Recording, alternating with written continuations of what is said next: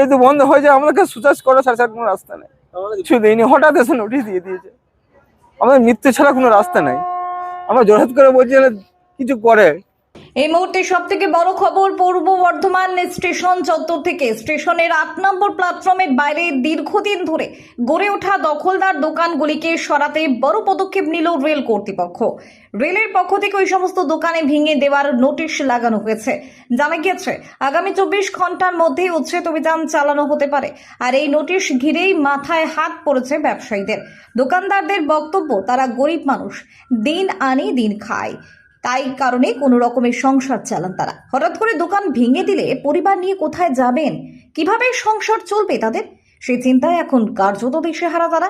দোকানদারদের সঙ্গে কথা বলে তারা জানান, দীর্ঘদিন ধরে প্রায় 50 জন ব্যবসায়ী ওই এলাকায় ছোট ছোট দোকান করে জীবিকা নির্বাহ করছেন, কিন্তু আচমকায় 24 ঘন্টার নোটিশে সব দোকান ভেঙে দেওয়ার সিদ্ধান্তে তারা ভেঙে পড়েছেন।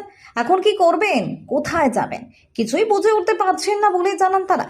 এদিন বহু দোকানদার কান্নায় ভেঙে পড়ে রেল কর্তৃপক্ষের কাছে আবেদন জানান, যদি দোকান সরাতেই হয় তাহলে অন্তত বিকল্প কোনো ব্যবস্থা করে দেওয়া হোক, যাতে তাদের পরিবার না খেয়ে না থাকে। অন্যদিকে বিষয়টি নিয়ে ব্যবসায়ীরা বর্ধমান দক্ষিণের বিজেপি বিধায়িকা মৌমিতা বিশ্বাস মিশ্রের সঙ্গেও দেখা করেন। দোকানদারদের দাবি, বিধায়িকা বিষয়টি দেখার আশ্বাস দিয়েছেন, এখন দেখার রেল কর্তৃপক্ষ এই গরিব ব্যবসায়ীদের জন্য কোনো বিকল্প ব্যবস্থা গ্রহণ করে কিনা।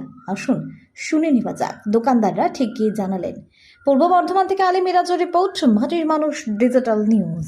এসে দেখলাম দাদা, আমরা তো গরিব মানুষ, দীর্ঘদিন ধরে এখানে ব্যবসা করে খাচ্ছি, খুবই গরিব মানুষ। হঠাৎ এসে আমাদের নোটিশ দিয়ে দিল, আমরা গরিব মানুষ কোথায় যাবো বলুন। হঠাৎ এসে নোটিশ দিয়ে দিল, আমরা পৌরসভা গিয়ে ম্যাডামকে বললাম, উনি বললো আমরা আশ্রয় দিচ্ছি, কিন্তু হঠাৎ যে নোটিশটা দিল দাদা, আমরা কোথায় যাবো? দীর্ঘদিন ধরে ব্যবসা করে খাই, আমরা খুবই গরিব মানুষ। আমরা কোনো পার্টির বিষয় নাই, এসে এখানে গরিব মানুষ ফুটপাতে বসে ব্যবসা করে খায়। হঠাৎ এসে নোটিশ দিলে আমরা কোথায় যাবো? আমাদের সুচার্জ করার আর কোনো রাস্তা নেই, আমরা কি করবো বলুন। কতগুলো দোকান আছে এখানে প্রায় 70-80 সেখানে দোকান আছে, সব আমাদের পরিবারের লেখাপড়া সবকিছু। এটা যদি বন্ধ হয়ে যায়, আমাদেরকে সুচার্জ করা ছাড়া কোনো রাস্তা নেই।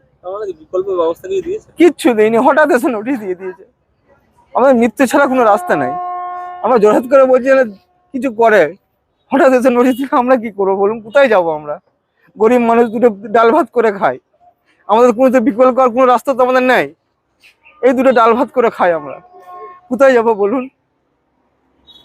রেলকে কি আর্জি করে জানাবেন? রেলকে জোরহাত করছি যে আমাদের দুটো ডাল ভাত করে খেতে দেয়, এইটুকুনি আমরা জোরহাত করে চাইছি, কারণ না কিছু না। তো আগে দুটো পুলিশ এসেছিল, এসে সব সেটা গেল, বলে গেল 24 ঘন্টার মধ্যে সব খালি করে দিচ্ছে।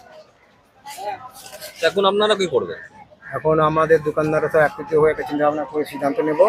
আমার তো স্থানীয় নেতাকে বলে গিয়েছিল, জানি না কি হয়েছে, দেখা যাক, আলোচনা হচ্ছে। আমরা ছাপোষা মানুষ, আমাদের কিছু করার নয়, আমাদের নিঃশব্দে মেনে নিতে হবে, আবার অন্য অন্য কাজ খুঁজে নিতে হবে। যদি ইচ্ছে তো শুধু অন্য কোথাও অন্য তো কোনো ঠাঁই দেয়, সেখানে আবার ব্যবসা বাণিজ্য করবো। পরিবারে কজন আছে আপনার? আমাদের পরিবারে 4 জন আছি। দোকান বন্ধ হয়ে গেলে তো আপনারা কি করবেন? খুবই সমস্যার মধ্যেই পড়বে, ভীষণ সমস্যার মধ্যে পড়বে। কিভাবে সংসার চলবে? আবার কোনো কায়িক পরিশ্রমের পথ দেখে নিতে হবে। এখন তো বয়সটা বেড়ে গেছে, আগের মতো পারবো না, হয়তো খুঁজে নিতে হবে কি করবো, কোনো নির্দিষ্ট নাই। কত বছর ধরে আছেন এখানে? আমি আগা করে ছোটবেলা থেকে দোকান বসি, অন্য তো ছিলাম, এখন এখানে একবার বসি।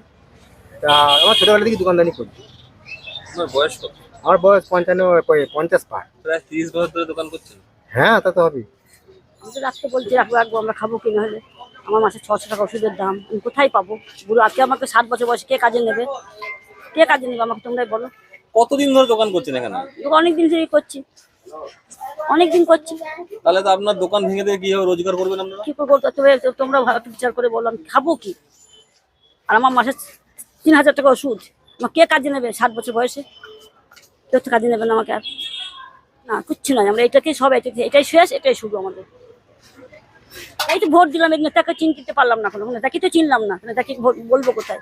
এই যে 5 দিন তো ভোট হলো, আগে একটা নেতা ছিল, তার যেতে পারতাম, হাতে পায়ে ধরতাম, এখন নেতাকেই চিনতে পারলাম না।